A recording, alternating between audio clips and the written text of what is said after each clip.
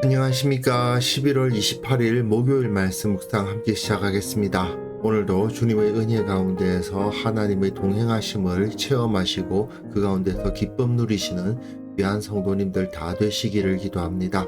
오늘 본문은 출애굽기 30장 22절에서부터 38절까지 말씀이고요. 관유를 만드는 것에 대한 가르침이 있고 또 향을 만드는 것에 대한 가르침이 있는데요. 이 자체로는 그렇게 대단한 내용은 아니라고 할 수 있지만 이걸 통해서 우리가 이 세상 가운데서 향기를 뿜는다는 것이 어떤 의미인지를 한번 생각해 보았으면 좋겠습니다. 그럼 먼저 말씀 보시겠습니다. 여호와께서 모세에게 또 말씀하여 이르시되 너는 상등 향품을 가지되 액체 모략 500세겔과 그 반수의 향기로운 육개 250세겔과 향기로운 창포 250세겔과 계피 500세겔을 성소의 세겔로 하고 감람 기름 한 흰을 가지고 그것으로 거룩한 관유를 만들되 향을 제조하는 법대로 향기름을 만들지니 그것이 거룩한 관유가 될지라. 너는 그것을 회막과 증거궤에 바르고 상과 그 모든 기구이며 등잔대와 그 기구이며 분향단과 및 번제단과 그 모든 기구와 물두멍과 그 받침에 발라 그것들을 지극히 거룩한 것으로 구별하라. 이것에 접촉하는 것은 모두 거룩하리라. 너는 아론과 그의 아들들에게 기름을 발라 그들을 거룩하게 하고 그들이 내게 제사장 직분을 행하게 하고 이스라엘 자손에게 말하여 이르기를 이것은 너희 대대로 내게 거룩한 관유니 사람의 몸에 붙지 말며 이 방법대로 이와 같은 것을 만들지 말라. 이는 거룩하니 너희는 거룩히 여기라. 이와 같은 것을 만드는 모든 자와 이것을 타인에게 붓는 모든 자는 그 백성 중에서 끊어지리라 하라. 여호와께서 모세에게 이르시되 너는 소합향과 나감향과 풍자향의 향품을 가져다가 그 향품을 유향에 섞되 각기 같은 분량으로 하고 그것으로 향을 만들 때 향 만드는 법대로 만들고 그것에 소금을 쳐서 성결하게 하고 그 향 얼마를 곱게 찌어 내가 너와 만날 회막 안 증거궤 앞에 두라. 이 향은 너희에게 지극히 거룩하리라. 네가 여호와를 위하여 만들 향은 거룩한 것이니 너희를 위하여는 그 방법대로 만들지 말라. 냄새를 맡으려고 이 같은 것을 만드는 모든 자는 그 백성 중에서 끊어지리라.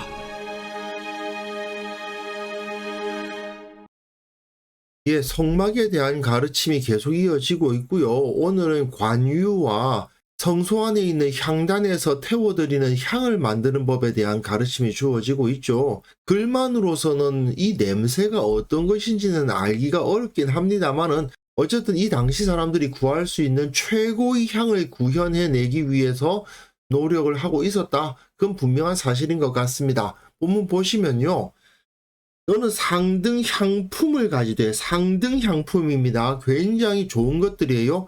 액체 몰약 500세겔과 그 반수의 향기로운 육개 250세겔과 향기로운 창포 250세겔과 계피 500세겔을 성소의 세겔로 하고 감람기름 한 흰을 가지고 그것으로 거룩한 관유를 만들되 향을 제조하는 법대로 향기름을 만들지니 그것이 거룩한 관유가 될지라 되어 있는데요.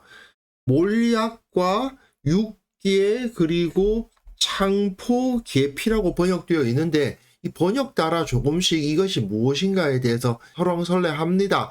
사실 이것이 어떤 것이냐 보다도 이 양을 보시는 것이 오히려 더 우리들에게 깊은 인상을 줍니다. 왜냐하면 감람기름 한 흰, 그러니까 올리브유 한 흰인데 한 흰이 3.6리터 정도 됩니다. 그러니까 우리가 알고 있는 1.8리터짜리 페트병 2개 정도의 양이잖아요. 그런데 500세겔이 얼마만큼이냐? 5.7kg예요. 250세겔은 절반이니까 2.85kg거든요. 굉장히 양이 많지 않습니까? 올리브유를 1.8리터 페트병 2개 분량에다가 액체 몰약을 500세겔 5.7kg, 그 다음에 육개를 2.85kg, 창포를 2.85kg, 계피를 다시 5.7kg을 그 안에 집어 넣는데 야, 그 안에 다 들어가기는 할까 싶을 정도죠. 물론 몰약이 액체였으니까 거기 어떻게 꾸역꾸역 집어넣을 수는 있을 것 같은데 그야말로 꽉꽉 밀어 넣어야 되는 수준일 겁니다. 그렇게 해서 그 향을 올리브유에 배게 하는 거죠. 그러니까 그 향이 굉장히 강하고 멀리서도 그 관유의 향을 맡을 수 있을 정도가 되었을 겁니다. 그런데 이 관유는 무엇에 쓰느냐?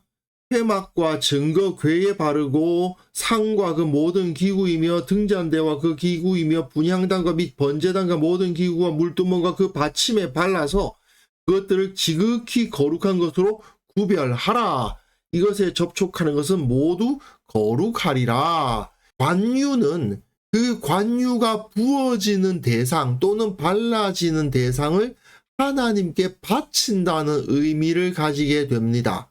소나 양이나 염소 같은 경우에는 그것을 죽이고 피를 흘려서 제단에 태워서 하나님께 바치는데 그런 제물 말고 하나님의 일을 위해서 사용되는 것들, 모든 도구들은 다 관유를 발라서 이것은 하나님의 일을 하기 위해서 사용되는 것들이다라고 표시를 내는 거예요. 그뿐만 아니라 너는 아론과 그 아들들에게 기름을 발라 그들을 거룩하게 하고 그들이 내게 제사장 직분을 행하게 하고 사람의 경우도 소나 양 같은 제물처럼 죽여서 바칠 수 있는 것이 아니기 때문에 그들에게 기름을 발라서 거룩하게 함으로써 하나님께 바치는 거죠. 하나님께서는 사람을 죽여서 제사 드리는 인신 제사를 이 세상 그 어떤 것보다도 가장 가증하게 여기시는 분이십니다. 그렇기 때문에 사람을 제단에 올릴 수는 당연히 없어요. 그럼 어떻게 하느냐? 사람들에게 관유를 바르는 거죠. 이처럼 관유는 그 발라지는 대상을 하나님께 드린다는 의미로 만들어내는데 그 바쳐진 물건이나 또한 사람에게서 굉장히 강력한 향기가 나도록 했을 것입니다. 물론 시간이 지나면 그 관유의 향기가 사라지겠지만 적어도 그 관유를 붓고 바르는 그때에는 굉장히 강한 향기가 그 바쳐진 대상에게서 났겠죠. 이 관유는 사람의 몸에 붓지 말며 이 방법대로 이와 같은 것을 만들지 말라. 이는 거룩하니 너희는 거룩히 여기라. 이와 같은 것을 만드는 모든 자와 이것을 타인에게 붓는 모든 자는 그 백성 중에서 끊어지리라. 그 백성 중에서 끊어진다는 말은 이스라엘 백성이 아니라는 말입니다. 하나님의 언약 백성으로 취급되지 않는다. 하나님의 은혜를 받을 수 없는 자가 된다는 말이죠. 재미있는 것은 이렇게 관유를 다른 목적으로는 만들지 말라고 명령을 하셨음에도 불구하고 그 만드는 법을 다 이렇게 밝혀놓고 계시죠. 율법은 모든 이스라엘 백성들에게 가르쳐야 되는 내용 아닙니까? 그런데 그 내용에 이렇게 완벽하게 만드는 법을 다 가르쳐 주신 다음에 그러나 이것은 오직 성소에서만 사용되는 관유이기 때문에 다른 사람들은 이 방법대로 만들 수 없다라고 말씀하시는 것은 참 재미있는 부분인데 여하튼 이스라엘 사람들은 이것을 통해서 하나님께 드려진 존재, 하나님께 드려진 사람이나 물건은 이렇게 아름다운 향기로운 기름을 발라서 바친다는 것을 배우게 되는 거죠. 이번에는 향을 만드는 방법에 대한 설명이 이어지고 있는데요. 호합향과 나감향과 풍자향의 향품을 가져다가 그 향품을 유향에 섞되 각기 같은 분량으로 하고 그것으로 향을 만들되 향 만드는 법대로 만들고 그것에 소금을 쳐서 성결하게 하고 소금을 친다는 것은 그 자체가 제물이 된다는 의미가 있습니다. 번제나 화목제, 속건제, 속죄제 등의 제사를 드릴 때에도 그 제단, 놋제단에다가 소금을 치거든요. 그것이 하나님께 드려지는 제물이 되었다는 뜻인데 이 향은 성소 안에 있는 향단, 그러니까 금제단에서 태워드릴 거 아닙니까? 뜰에 있는 놋제단에서는 동물의 기름이 타지만 성소 안에 있는 금제단에서는 이 향이 타거든요. 근데 이 향에도 소금을 쳐서 이것이 제물이라는 의미를 표현하고 있다는 거죠. 그리고 그 향 얼마를 곱겠지요. 내가 너와 만날 회막한 증거궤 앞에 두라. 이 향은 너에게 지극히 거룩하니라. 이것은 그 향단이 회막한 증거궤 앞에 존재하잖아요. 이렇게 언약궤가 있고 향단이 여기 있죠. 휘장 하나로 가려져 있을 뿐 이 언약궤와 가장 가까운 곳에 있는 것이 바로 이 향단 아닙니까? 이 향단의 위치에다가 향을 두라는 겁니다. 그러니까 제사장들이 들어갈 때마다 향을 가지고 들어간 게 아니고 여기 향을 비치해 두고 들어갔을 때 이 등대의 불빛을 점검하고 또 진설병상에 있는 빵을 먹고 또한 향단에서 향을 태워서 하나님께 기도하는 시간을 가졌다는 것을 알게 되고요. 물론 이 향이 떨어졌을 때에는 가지고 들어와서 보충을 했겠지만 향은 이 자리에 놔둔다 하는 것을 말해주고 있습니다. 네가 여호와를 위하여 만든 향은 거룩한 것이니 너희를 위하여는 그 방법대로 만들지 말라. 냄새를 맡으려고 이 같은 것을 만드는 모든 자는 그 백성 중에서 끊어지리라. 역시 향을 만드는 방법을 다 알려주시면서도 이렇게 만들지 말고 이것은 성소에서만 사용해야 된다라고 말씀을 하고 계십니다. 그러면서 그렇게 하는 자는 이스라엘의 자격이 없게 하겠다라고 선언을 하시죠. 결국은 관유의 향이나 또는 이 향단에서 태워지는 향의 냄새는 성소에서만 나야 했다 하는 것을 여기서 확인할 수가 있습니다. 왜 이렇게 하겠어요? 이 향기가 하나님을 알게 하는 향기인 거죠. 아, 이 냄새는 하나님의 장소, 성소의 냄새구나 하고 사람들이 알게 하기 위해서 다른 데서 이런 향기가 막 나면은 이것이 성소의 향기인지 아니면 다른 뭐 돈이 많은 사람의 향기인지 구별이 잘 안 가잖아요. 그러니까 이것은 성소의 향기다 하고 정해 두시는 겁니다. 사실 오늘 본문은 그저 관유와 향을 어떻게 만드는가에 대한 가르침일 뿐이지 않습니까? 그러다 보니까 그 안에 무슨 대단한 의미가 있겠는가 하는 생각이 들기도 하지만요. 우리는 이것을 통해서 우리가 어떻게 주님을 섬길 것인가에 대한 묵상을 할 수가 있습니다. 관유는 말씀드렸다시피 어떤 대상을 하나님께 드리기 위해서 바르는 것이고 또 향은 향단에서 태움으로써 기도를 의미하죠. 결국은 헌신과 기도를 상징적으로 보여주는 것이 바로 관유와 향이었습니다. 그런데 이 두 가지가 모두 냄새, 향기와 연관되어 있다는 것에 관심을 가져야 되겠죠. 향기는 기본적으로 하나님을 기쁘시게 하기 위해서 내는 것입니다. 하지만 또한 향기는 널리 퍼지는 것이기도 하잖아요. 결국은 그 향기를 통해서 사람들로 하여금 아, 이것은 성소의 냄새구나. 아, 그렇다면 저 사람은 하나님께 바쳐진 거룩한 존재구나. 또한 그가 성소에 들어가서 향을 태우고 나왔다면 그에게서 기도의 향기가 나오게 되겠죠. 그런데 이것을 바울이 이렇게 표현했습니다. 고린도 후서 2장에서요. 항상 우리를 그리스도 안에서 이기게 하시고 우리로 말미암아 각처에서 그리스도를 아는 냄새를 나타내시는 하나님께 감사하노라. 우리의 삶이 어떤 삶입니까? 헌신된 삶이고 기도하는 삶이에요.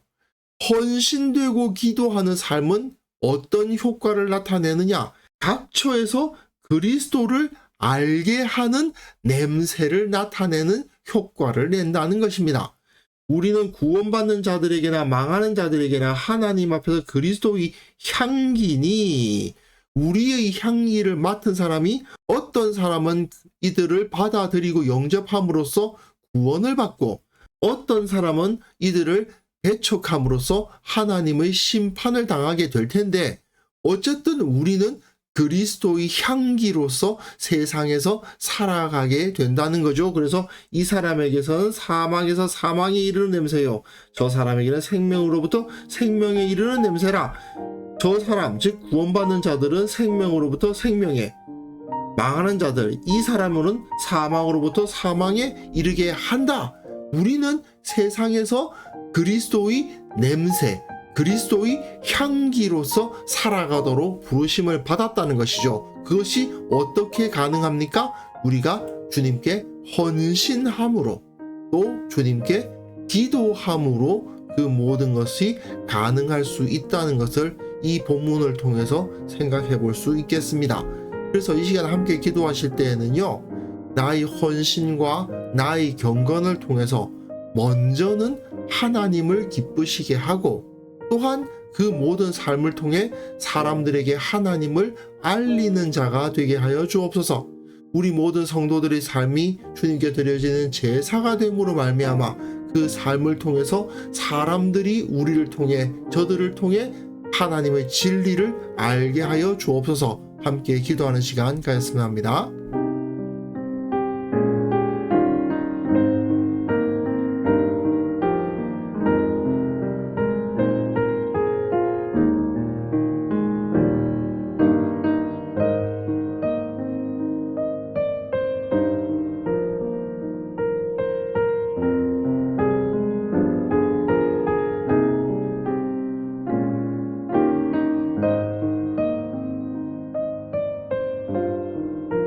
하나님 아버지, 나의 헌신과 나의 경건을 통해서 주님께는 영광이 되고 사람들에게는 하나님의 그 진리를 나타내는 도구가 될 수 있도록 도와주옵소서.